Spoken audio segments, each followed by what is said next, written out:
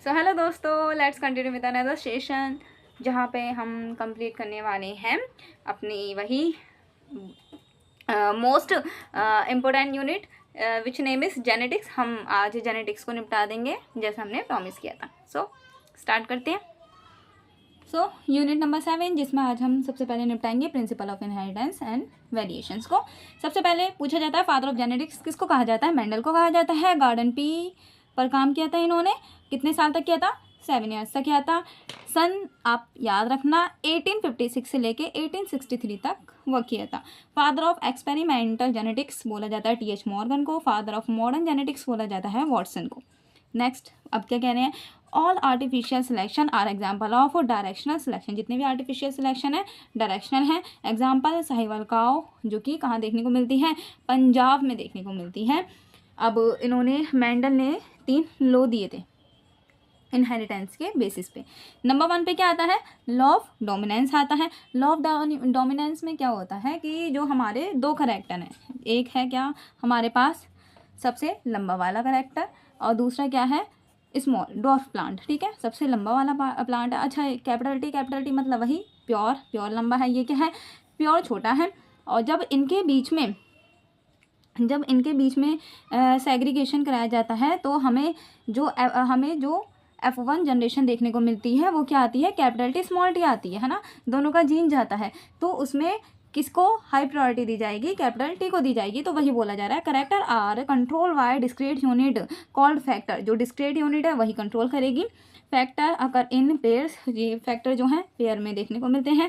In a dissimilar pair of factor one member of pair dominant. जो dissimilar हैं जैसे ये वाला कैपिटल टी स्मॉल टी, तो इसमें एक डोमिनेंट होगा और दूसरा क्या देखने को मिलता है? रेसेसिव होगा। वही लॉ ऑफ डोमिनेंस को बताता है। अब अगर हम बात करते हैं जेनेटिक टर्म्स की तो सबसे छोटा जो होता है वो एलील है। एलील से जीन बनते हैं, जीन से डीएनए बनता है, डीएनए से क्रोमोसोम और क्रोमोसोम से एक जीनोम तैयार होता है जो कि और उसके ही इंडिविजुअल यूनिट्स मिलकर क्या बनाते हैं? जीन का पोल बनाते हैं। वही पॉपुलेशन को क्रिएट करते हैं। अब सेकंड उन्होंने लॉ दिया था लॉ ऑफ सेग्रीगेशन का। लॉ ऑफ सेग्रीगेशन का मतलब वही है कि अगर आप एक वाइट फ्लावर ले लो, एक रेड फ्लावर ले लो, तो जो उसका F1 जनरेशन बनेगी वो क्या होगी? डिफरेंट होगी, मतलब उनका मिक्सचर होगा। The allele doesn't show any blending. उन्होंने कहा कोई ब्लेंडिंग शो नहीं करता है। ये इनकम्प्लीट डोमिनेंस, इसी को इन्होंने इनकम्प्लीट डोमिनेंस बोल दिया था कि ये इनकम्प्लीट डोमिनेंस शो कर रहा है कि मतलब आधा उसका आया करेक्टर, आधा उसका आया, देन वो पिंक फ्लावर बन गया। इसका पूछा जाता है कि इनकम्प्लीट डोमिनेंस किसने दिया था? वो टर्म दी थी मॉर्गन ने और उसके कलीग्स ने। मॉर्गन थे और उसके कलीग्स थे। किस पे काम किया था? डॉग फ्लावर पे काम किया था। एग्जाम्पल क्या है इसका? स्नैपड्रैगन और एंथीराइनम। इसको हम हाईलाइट कर देते हैं। क्या इसका एग्जाम्पल? स्नैपड्रैगन है और एंटीराइनम इसका एग्जाम्पल है। वही किस पे किया था? वही रेड वाले पे, वाइट पे किया था, एंड देन पिंक। तो रेशियो क्या आया था इसका? इनकम्प्लीट डोमिनेंस का रेशियो है 1:2:1 है। और अगर फिनोटाइपिक पूछे जाएँ तो 3:1 है। 2 copy of each gene, 2 copy होती हैं। कहने कि in first case the modified allele is equivalent to unmodified allele in it will produce same phenotype trait, but if allele produce in non-fractional enzyme, no enzyme, the phenotype will be affected। तो उसके phenotype को affect होगा। बस वही था, incomplete dominance को बता रहा है। अगर हम बात करते हैं कोडोमिनेंस की तो उसका एग्जांपल है आरबीसी। नीट में कई बार पूछा गया है RBC determine ABO blood group. Codominance का एग्जांपल है। कहना F1 रिजेंबल करता है अदर ऑफ 2 पेरेंट्स को। जो F1 है 2 पेरेंट्स को रिजेंबल करता है, 2 पेरेंट्स इसमें डोमिनेंट होते हैं और was in between incomplete dominance, या फिर वो इनकम्प्लीट डोमिनेंस के बीच में होता है, इसलिए उसको कोडोमिनेंस बोलते हैं।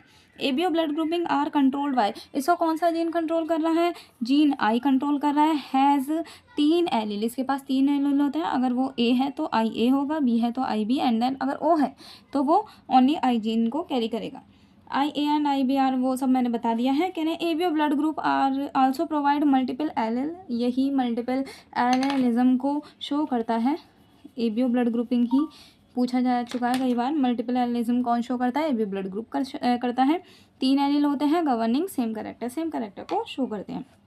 ठीक है, ए सिंगल जीन का प्रोडक्ट में प्रोड्यूस मोर देन 1 इफेक्ट। एक से ज़्यादा इफेक्ट भी शो कर देता है। अगर एक सिंगल जीन जो है एक से ज़्यादा इफेक्ट शो कर रहा है। तो उसका एग्जांपल क्या था, एक जीन के ऊपर एक से ज़्यादा फंक्शन होंगे तो वो है प्लियोट्रॉपी का एग्जांपल। इसका एग्जांपल क्या है, starch synthesis in P plant. ये क्या शो करता है, प्लियोट्रॉपी शो करता है। कंट्रोल बाय वन जीन, एक ही जीन उसको कंट्रोल कर रहा है। 12 इसको अगर कैपिटल बी है तो उस कंडीशन को हम क्या बोलेंगे।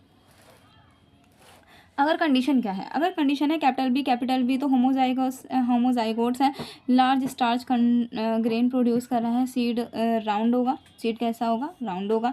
स्मॉल बी में कैसा होगा, इसमें होमोजाइगस से भी लेस एफिशिएंसी ऑफ स्टार्च, यहाँ पे स्टार्च की अमाउंट कम है तो सीड कैसा होगा, रिंकल्ड होगा। और कैपिटल बी स्मॉल बी, इस कंडीशन को बोलते हैं हम heterozygous condition, produce round seed. So अब हम बात करते हैं थर्ड लॉ की, जो है इनहेरिटेंस ऑफ टू जीन, जिसमें दो जीन को एक साथ लिया था उन्होंने, मतलब लंबाई को भी ले लिया उन्होंने और फिर उन्होंने उसके बाद उसकी शेप को भी ले लिया कि सीड की शेप क्या है। तो डाईहाइब्रिड क्रॉस बोलते हैं इस कंडीशन को। F1 जनरेशन क्या है कि F1 जनरेशन में capital R capital Y small Y condition देखने को मिलती है, राउंड येलो हैं सभी। अब हमने क्या करा, इसी सेम के साथ हमने क्या करा, सेम कैरेक्टर के साथ हमने इसका क्रॉस करवाया, जिसमें हमें F2 जनरेशन देखने को मिली, जिसका हमें फिनोटिपिक रेशियो देखने को मिलेगा 9:3:1, जिसमें 9 कैसे थे, वो राउंड येलो थे, मतलब राउंड डोमिनेंट है और येलो कलर डोमिनेंट है, ठीक है। और जो 3 थे वो राउंड ग्रीन थे और 3 रिंकल येलो थे, और जो 1 था वो पूरी तरीके से रेसेसिव था, which is wrinkle and green. So अब नेक्स्ट की तरफ बढ़ते हैं। नेक्स्ट अब हम बात करेंगे chromosomal theory of inheritance. Chromosomal theory of inheritance किसने दी थी, ये हमें शेडन एंड बॉवरी ने दी थी। Chromosomal theory of inheritance given by Sutton and Boveri, behaviour of chromosome are parallel to behaviour of gene, ये बात बोली थी उन्होंने। और इन पेयर जीन कैसे देखने को मिलते हैं, पेयर देखने को मिलते हैं। 1900 में 3 साइंटिस्ट आए थे, Vries Correns and Tschermak, independently rediscovered Mendel result. उन्होंने मतलब जो मेंडल ने बोला था वो वैसे भी एक मैथमेटिशियन थे तो उनकी बात को सच नहीं माना जा रहा था, तो उन्होंने मेंडल के वर्क को रीडिस्कवर्ड किया था ऑन इनहेरिटेंस ऑफ कैरेक्टर और बताया था कि ये बात सच बोल रहे हैं। During an phase of meiosis 1, जब मियोसिस 1 हो रही होती है, the 2 chromosome pair are align at metaphase, दोनों मेटाफेज पर अलाइन होते हैं मेटाफेज की प्लेट पर, इंडिपेंडेंट ऑफ ईच अदर, दोनों एक दूसरे से अलग हो जाते हैं वो पेयर। कहना है कि experimental verification of chromosomal theory, इसका एक्सपेरिमेंटल वेरिफिकेशन किसने दिया था, थॉमस एंड मॉर्गन ने दिया था, discovering the basis for variation that sexual reproduction produce. किस पे काम किया था उन्होंने, फ्रूट फ्लाई पे काम किया था, विच नेम इज ड्रोसोफिला मेलनगोस्टर, ठीक है। अगर पूछा जाएगा क्रोमोसोमल थ्योरी ऑफ इनहेरिटेंस तो वो दे दिया था शेडन एंड बॉवरी ने, और इसका एक्सपेरिमेंटल प्रूफ दिया था थॉमस हंट मॉर्गन ने। किस पे काम किया था, फ्रूट फ्लाई पे काम किया था, विच नेम इज ड्रोसोफिला मेलनगोस्टर। और इसके बारे में क्या है, ये सिंथेटिक मीडियम ऑफ लेबोरेटरी पे काम किया था उन्होंने, 2 वीक तक चली थी, इसकी लाइफ साइकिल कितनी होती है, 2 वीक की होती है। Clear differentiation of sex. Linkage and recombination, linkage term किसने दी थी, नीट में कई बार पूछा गया किसने दी थी, लिंकेज दी थी मॉर्गन ने, और रिकॉम्बिनेशन किसने दी थी, एल्फ्रेड स्टर्ट बॉन्ड ने दी थी। पहले तो ये आपको साइंटिस्ट नेम याद रखने हैं। देन होता क्या, लिंकेज क्या होता है, physical association of same gene on A chromosome, एक क्रोमोसोम पे सेम जीन का मिलना, मतलब वही एक्स लिंकेज है, वही डिफरेंट मिल जाएंगे जिसकी वजह से वेरिएशंस आएंगी तो वो रिकॉम्बिनेशन देखने को मिलेगा। अगर लिंकेज ज़्यादा है तो रिकॉम्बिनेशन कम है, दोनों एक दूसरे के ऑपोजिट है। और ये तो वही नॉर्मल बातें लिखी हैं। रिकॉम्बिनेशन क्या होता है, अल्फ्रेड स्टर्ट बॉन्ड ने बोला था, यूज्ड फ्रीक्वेंसी ऑफ रिकॉम्बिनेशन को यूज़ किया था between gene pair on same chromosome as a measurement of the distance between gene. और पॉलीजेनिक इनहेरिटेंस क्या होती है, पॉलीजेनिक, अब हम बात करते हैं पॉलीजेनिक इनहेरिटेंस के बारे में।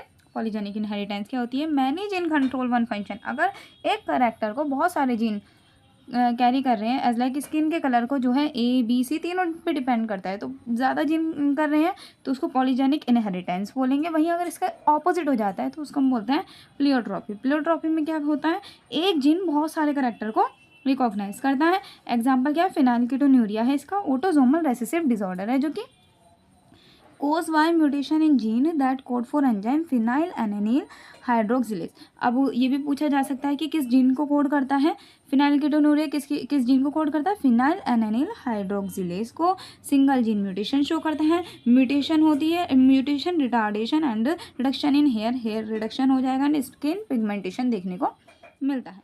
Let's continue with the next topic which name is sex determination. Sex determination क्या होता है? Cytological observation made in number of insect lead to development of genetic chromosomal basis of sex determination. जो कि हमें Henking ने दिया था, उन्होंने क्या बोला था? ट्रेस स्पेसिफिक न्यूक्लियर स्ट्रक्चर, एक न्यूक्लियर स्ट्रक्चर को ट्रेस किया था। बार बॉडी क्या होती है? हेट्रोक्रोमेटिक एक्स क्रोमोसोम होते हैं। नंबर ऑफ बार बॉडी होती है n-1। यहाँ n क्या है? Number of X chromosome. जितने number of n X chromosome होंगे उसको यहाँ पे लिखना है, मतलब एक्स वाई में आपको 1 लिखना है, एक्स एक्स वाले में 2 लिखने हैं। अब क्योंकि हम सेक्स डिटर्मिनेशन कर रहे हैं तो सबसे पहले हम पढ़ेंगे sex determination in grasshopper. Grasshopper is an example of XO type of sex determination, जिसमें मेल क्या होता है? मेल के पास एक एक्स क्रोमोसोम होता है और फीमेल के पास पेयर ऑफ एक्स क्रोमोसोम देखने को मिलता है। इसका मतलब मेल के पास क्या है? एक एक्स क्रोमोसोम है और दूसरा क्रोमोसोम है ही नहीं, मतलब सिंगल है, वो पेयर्ड नहीं है। अगर हम बात करते हैं बर्ड्स की, तो बर्ड्स में अपोजिट होता है। जैसे फीमेल में क्या होता है? जैसे ह्यूमन में क्या होता है? ह्यूमन में फीमेल होमोजाइगस होती है, पर यहाँ पे क्या है? फीमेल। यहाँ पे फीमेल हेट्रोजाइगस है और यहाँ पे मेल कैसा होता है? होमोजाइगस होता है। मतलब बर्ड्स का सिस्टम ह्यूमन से डिफरेंट है। अब हम बात करते हैं हनी बी की। हनी बी का पूछा भी बहुत जाता है। हनी बी का जो सेक्स डिटर्मिनेशन है उसे माना जाता है parthenogenesis. Honey bee by mean of parthenogenesis के थ्रू सेक्स डिटर्मिनेशन करती है, जिसमें क्या होता है? फीमेल क्या होती है? फीमेल तो उसकी प्लॉइडी तो 2n होती है, मतलब उसके पास 32 क्रोमोसोम है जो कि म्योसिस करके 16-16 में टूटेंगे, जो कि 16-16 बनेंगे। अब जो मेल है उसकी प्लॉइडी क्या है? उसकी प्लॉइडी है n, मतलब 16 ही क्रोमोसोम है। अब क्योंकि 16 ही क्रोमोसोम है तो ये क्या करेगा? ये माइटोसिस डिवीजन करेगा, जिसे 16 ही गैमेट बनाएगा, 16 वाला। अब क्या होता है? अगर फीमेल का एक गैमेट क्या होगा? एक गैमेट फीमेल का और एक मेल का गैमेट मिलके क्या बनाएगा? जाइगोट बनाएगा। अब जो क्रोमोसोम क्या हुआ? जिनकी प्लॉइडी क्या हो गई? 2n हो गई है ना, जिनसे जाइगोट बना वो क्या कहलाएंगी? वो तो फीमेल कहलाएगी, है ना, फीमेल बन जाएगी वो। और वहीं जो रह गई वो मेल होगी, मतलब वर्कर बी रहेगी, वो वर्कर बी रहती है। अब इसमें जो हनी बी में पार्थेनोजेनेसिस देखने को मिलती है, इसमें फादर नहीं होता है, इसमें ग्रैंड पा से सन बनता है, ना कि फादर से। देन अब हम बात करते हैं म्यूटेशन की। म्यूटेशन क्या होता है? Alternation of DNA sequence, change in genetic genotype और फिनोटाइप। म्यूटेशन में क्या हो रहा है? वैरायटी देखने को मिल रही है, वेरिएशंस आ रही हैं, जेनेटिक चेंजेस देखने को मिल रहे हैं, चेंज इन जीनोटाइप में या फिर फिनोटाइप में चेंज देखने को मिल रहा है। Chromosomal aberration are commonly observed in cancer cell, ये कैंसर सेल में भी देखने को मिलता है। पॉइंट म्यूटेशन क्या होता है? जब एक पॉइंट पे चेंज आ रहा है। Mutation also arise due to change in single base pair of DNA. अगर डीएनए के सिंगल बेस पेयर में हमें चेंज देखने को मिल रहा है तो हम उसे क्या बोलेंगे? तो हम उसे बोलेंगे point mutation. That's the example of point mutation. इसका एग्जाम्पल क्या है? इसको हम हाईलाइट कर लेते हैं। पॉइंट म्यूटेशन का एग्जाम्पल है sickle cell anaemia. Sickle cell anaemia is the example of point mutation. अब हम बात करते हैं मेंडेलियन डिसऑर्डर की। काफ़ी पूछा था मेंडेलियन डिसऑर्डर, अल्टरनेशन और म्यूटेशन इन सिंगल जीन। अगर सिंगल जीन में म्यूटेशन देखने को मिल रही है, वो मेंडेलियन डिसऑर्डर में थे। The pattern of the inheritance of such Mendelian disorder can be trace in family by pedigree analysis. इसका एग्जाम्पल क्या है? मेंडेलियन डिसऑर्डर में क्या क्या आते हैं? तो ये उसमें आ सकता है MCQs में कि कौन कौन से मेंडेलियन डिसऑर्डर हैं। तो इसमें क्या है? हीमोफीलिया है, सिस्टिक फिब्रोसिस भी है, सिकल सेल एनीमिया और कलर ब्लाइंडनेस। सो आपने NCERT में 2 डायग्राम देखे होंगे, जिसमें आप पहला डायग्राम क्या देख रहे हैं? आपने देखा पेरेंट में जो पेरेंटल है उसमें डिसीज़ है। अब वो F1 जनरेशन में भी आई है, F1 से जो है F2 जनरेशन में भी आ रही है ना। तो ये क्या है? कंटिन्यूसली चल रही है, तो यहाँ पे डोमिनेंसी चल रही है डिसीज़ की, तो इसको बोलेंगे ऑटोसोमल डोमिनेंट ट्रेट। ये ऑटोसोमल डोमिनेंट ट्रेट है, जिसका एग्जाम्पल है मायोटोनिक डिस्ट्रॉफी। वहीं सेकंड पे अगर हम बात करते हैं, पेरेंट कैसे हैं? वो रेसेसिव हैं, वहाँ कोई क्या है? डिसीज़ नहीं है। तो यहाँ पे आप क्या देख रहे हो? रेसेसिव हैं, लेकिन क्या हुआ? बच्चों में कुछ में क्या है? डिसीज़ देखने को मिल रही है। इट मीन्स वो उनके पेरेंट्स से, उनके ग्रैंड पेरेंट्स से आई है। तो ये क्या है? ऑटोसोमल रेसेसिव ट्रेट है, क्योंकि पेरेंट्स कैसे थे? वो, उन्हें कोई डिसीज़ नहीं थी, वो रेसेसिव थे। अगर पूछा जाएगा ऑटोसोमल रेसेसिव ट्रेट का एग्जाम्पल क्या है, तो आप लिखेंगे सिकल सेल एनीमिया, इस पर टिक लगा देंगे। और वहीं अगर डोमिनेंट वाले का पूछा जाएगा तो आप मायोटोनिक डिस्ट्रॉफी पे क्लिक करेंगे। अब वही डिसीज़ के कुछ हैं, तो डिसीज़ यहाँ से क्वेश्चन भी बहुत बनता है। सबसे पहले है कलर ब्लाइंडनेस, जो कि सेक्स लिंक्ड रेसेसिव डिसऑर्डर है। डिफेक्ट इन आइदर रेड और ग्रीन कोन ऑफ आई, ठीक है। क्या होगा, रेड और ग्रीन कलर देखना जो आपको कम दिखेगा। अगर इन 8% ऑफ मेल में 8% मेल में देखने को मिल रहा है और 0.4% फीमेल में देखने को मिलता है। अब हम बात करते हैं हीमोफीलिया की। तो हीमोफीलिया क्या है, वो सेक्स लिंक्ड रेसेसिव डिसऑर्डर है। ये भी transmitted from unaffected carrier female, single protein part of cascade of protein, clotting of blood करा देता है, इफेक्टेड होगा, जिसकी वजह से हीमोफीलिया में देखो क्या होता है, हीमोफीलिया में अगर किसी को चोट लग गई ना तो ब्लड निकलता रहेगा। अब देखो इतना ज़्यादा ब्लड निकलेगा तो किसी की डेथ हो जाएगी ना, तो ये वो वाला डिसऑर्डर है। सिकल सेल एनीमिया की इससे सबसे ज़्यादा क्वेश्चन आते हैं, बहुत ज़्यादा पूछे जाते हैं। सबसे पहले तो ऑटोसोमल लिंक्ड रेसेसिव डिसऑर्डर है ये। Next, both the partner are carrier of the gene, दोनों ही कैरियर होते हैं, हेट्रोजाइगस होते हैं। Control by single pair of allele HBA HBS।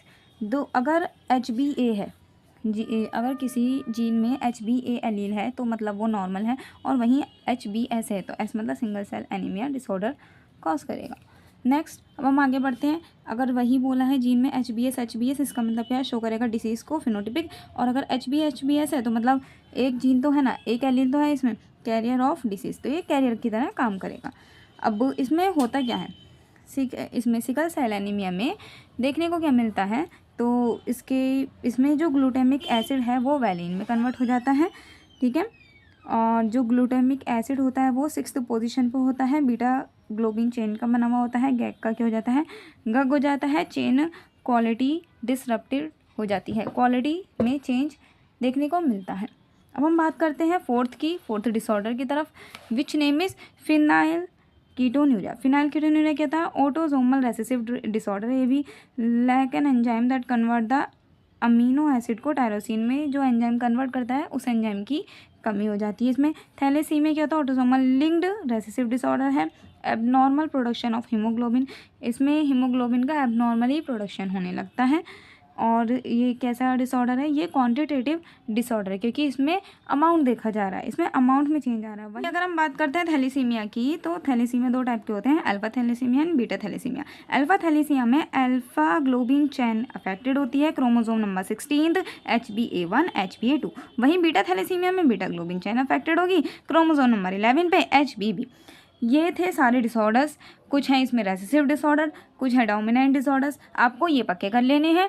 और इसमें इस चैप्टर में साइंटिस्ट के नेम बहुत हैं, उनको पक्का कीजिए एंड देन अपने प्रैक्टिस करते रहिए।